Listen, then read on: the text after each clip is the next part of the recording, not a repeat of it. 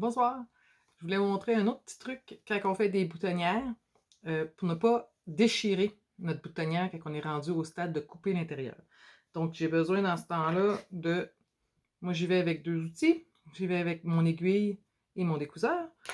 Au lieu du découseur, vous pouvez aussi utiliser un petit ciseau. Alors, ce qu'il faut faire, c'est... Ben, en tout cas, mon truc à moi.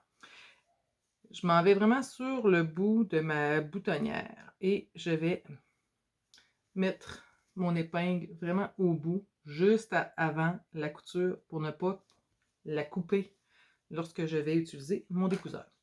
Donc, ce que je fais, c'est que je prends carrément mon découseur et je m'en vais l'insérer dans le milieu de ma boutonnière.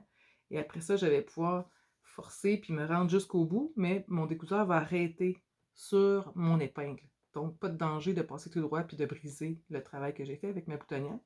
Par la suite, ce que je fais, c'est que je prends mon aiguille, je la mets de l'autre côté, comme ça ici. Même chose, je la mets juste avant la fin et je repasse dans le même trou que je vais avoir commencé, puis je vais finaliser jusqu'à la fin. Si c'est trop dur avec le découseur, parce que là, vous voyez que vous forcez, peut-être tout dépendamment de la grosseur ou de l'épaisseur du tissu que vous avez, allez-y avec un petit couteau ou des petits ciseaux à broderie, ça va très bien aller aussi.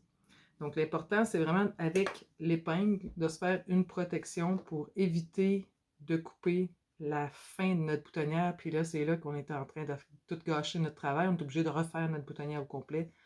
C'est un petit peu choquant quand on est sur la fin d'un beau projet. Alors voilà, c'est ce que je voulais vous mentionner pour aujourd'hui. Bonne soirée!